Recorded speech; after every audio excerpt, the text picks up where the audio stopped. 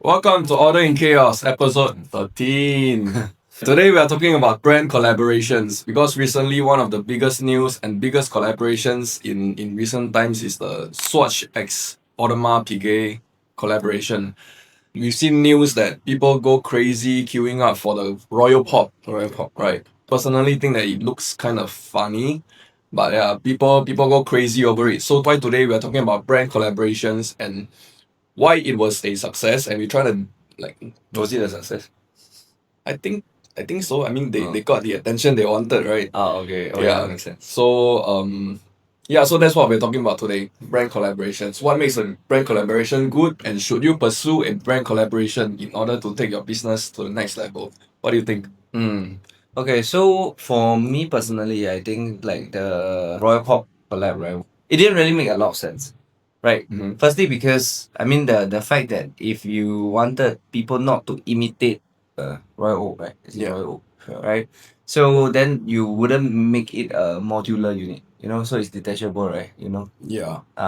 So if you really wanted it to be a bag, $500 bag charm, which obviously we know is not, right? You made it a modular unit because you know that there was gonna be aftermarket manufacturers that will try to make the strap itself.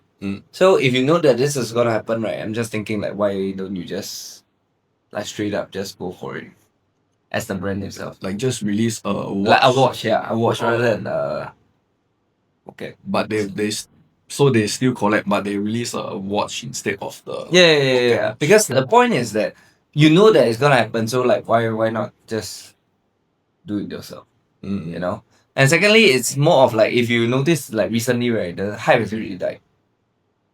I walked past the Swatch shop in Singapore. Like on the 21st, is it? Yeah, 21st. Right, I walked past the Swatch shop, right? There was Which one? MBS one or Ion Orchard. Ion? Yeah, there was nobody At all. Oh, Were there like Q-poles or what? No. Outside? No. So But they were still selling it inside. there was it was on display on the front counter, but yeah, people were taking out, and like people were like looking at it, and then like that's it.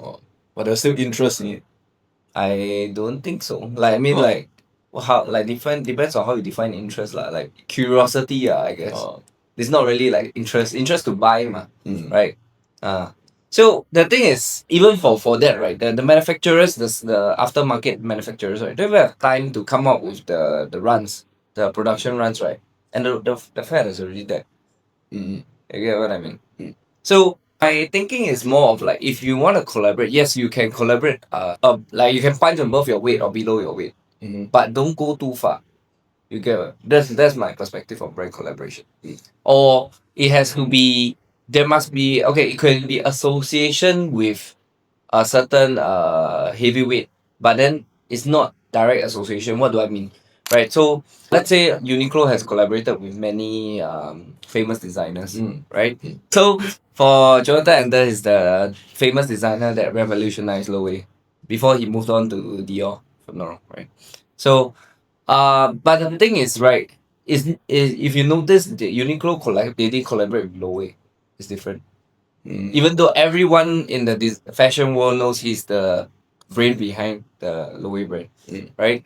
So I think that Uniqlo does it very masterfully, in a sense where they understand like the appropriateness of the collaboration, of to what extent that I can associate with this, but then I'm not directly collaborating with them.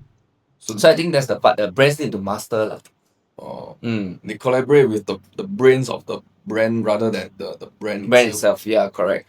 Because at the end of the day, right, for Uniqlo, people just see it as like it's something interesting, but they still know that it belongs to Uniqlo, right? But for the Royal Pop, right, people is trying to be AP. There is a very big difference. You see, for brand collaborations, right, I think you need to. There is a fine line between trying to be something and still being yourself, but just reinventing the way that people see you. You get where the difference. So the people who go for Royal Pop are people who love Swatch, or do they love AP? Or I think probably love AP. Yeah. right? But maybe they can't afford it or what, Yeah, which is why right. they go for Yeah. the cheaper but still like AP. So they can say that they are wearing a AP, Yeah, but then it's true. Royal Pop. No, I mean there were some interpretations behind this brand, but these are all opinions, right? So some were saying that it could be a cash grab, it could be reaching out to a different target audience. But the thing is, you must understand for brands like AP, Patek, and VC, right? They are aspirational. You get what I mean? They were not meant to be accessible to begin with. So if you make yourself accessible, right, you dilute your brand equity. I think that's one of the whole purpose of this episode as well. You need to focus on your brand equity, whether you are diluting it, whether you are enhancing it, because there is nothing wrong with making it accessible, but it has still got to be you. Let's say I give an example for luxury brands. They are not doing collabs lah, but for majority of the luxury brands, let's say LVMS, right? How do they reach out to a new target audience, or how do they increase their brand awareness? They don't do a cheaper version of their existing product. They go into a different product category. Right? So let's say I give an example: makeup, lipstick products, right, or colognes, or eyewear. These are peripherals, right, that they go into, right, just so that they make themselves accessible but do not lose any brand equity. Yeah, this has been researched before. And then when let's say the economy is bad, right, people can say that, oh, if the Royal Pop is not an indication of a recession, right, they don't know what is, right? So let's say if you want to make yourself accessible due to the declining economy, what do you go into? Bag chunks, right? There was this trend of bag chunks that were brought on by the Labubu thing, right? So this is my personal point of view, lah, right? So is that you need to know whether the person that you're partnering with, right, whether it's truly someone that enhances your brand equity. Yeah, it creates hype, right? I'm not gonna say that it doesn't create hype. It does create hype, but let's say 1 month, 2 months, 3 months from now, right? This will die. He will die. And what's the residue of this? That people when you talk about AP, right, people always remember Royal Pop. Right? So instead of they won't associate you with the prestige, when you go into a boutique, you're sitting down. Royal Oaks. That you have to be on the waiting list before you are able to even access a Royal Oak, for example. Right? So I think that's the part that you need to understand whether it makes sense or not. Right? So it's not just, oh, I just want to reach out to a different target audience, I want to reach out to more people. No, the thing is, you are at a price point that even if you did reach out to people, then would it mean losing your existing customer base, your existing prestige? Because I was actually watching one person that was self-proclaimed. I didn't verify that they were luxury marketing. So they were saying that the whole point of luxury marketing is exclusivity. Yeah. It's feeling special. And if any Tom, Dick, Harry can be on the street and queuing up for to have access to your brand, right? Then it defeats the whole purpose. You are losing your existing clientele base. Let's just say it's how much is the Royal? 40,000? About there. 40,000 Sing.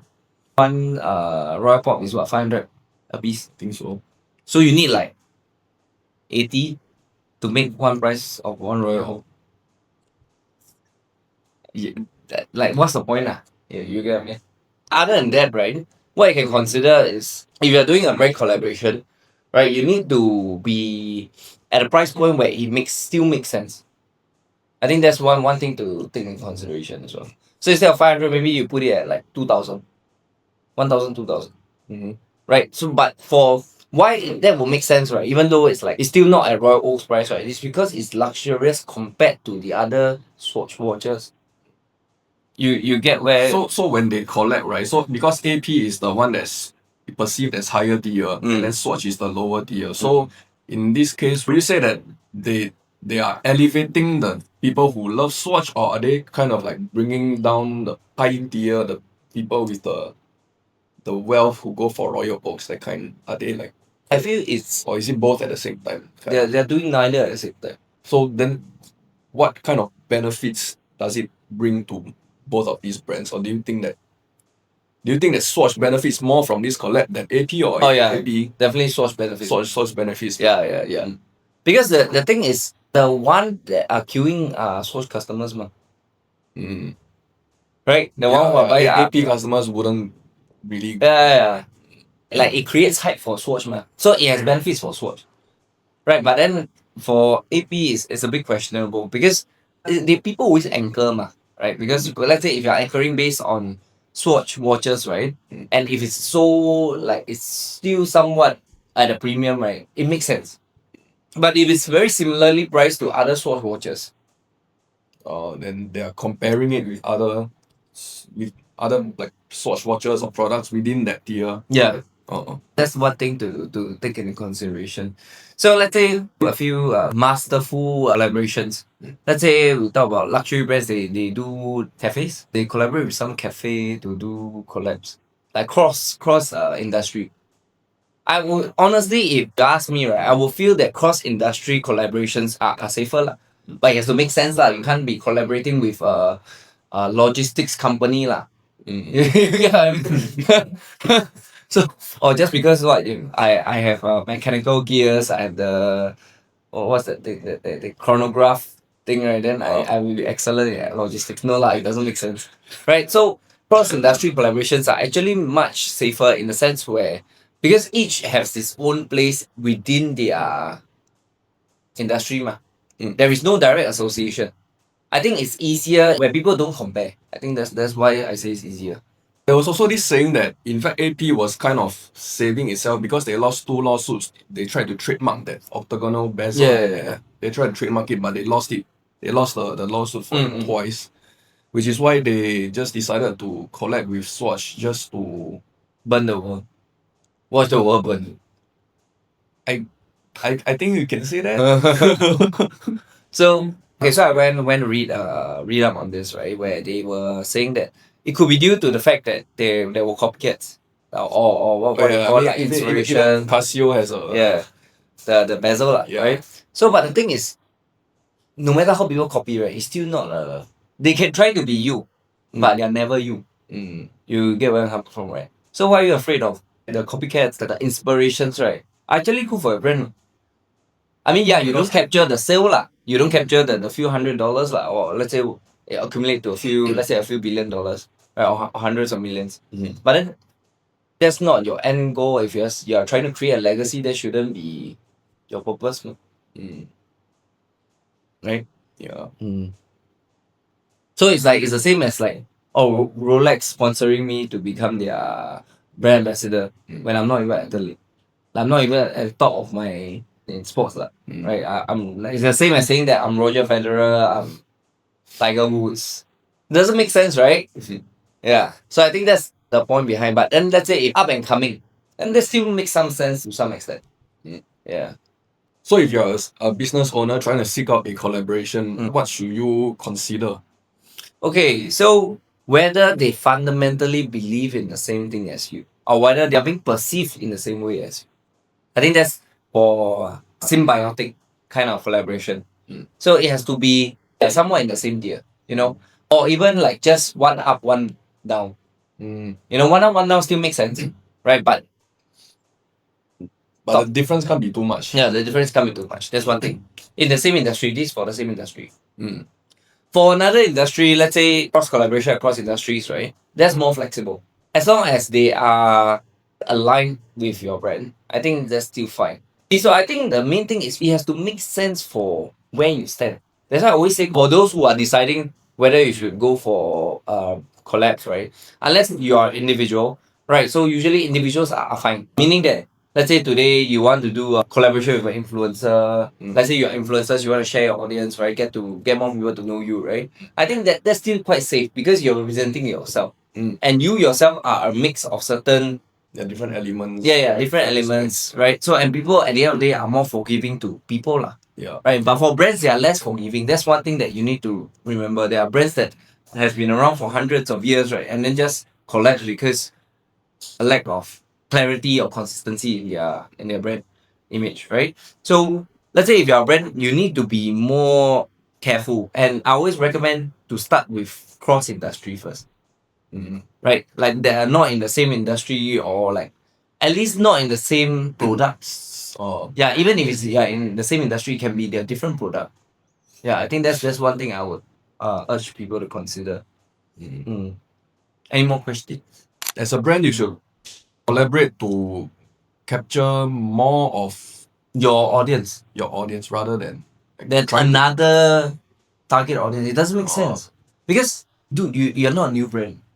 You get what I mean? You have already been around for prolonged history. I mean, are you telling me that within the prolonged history, you are still unsure of what your target audience is? Doesn't make sense, right? Yeah. So in marketing, we always say this, which is, if you mean something to everyone, it means that you mean nothing to everyone. I think that's the key takeaway of this episode.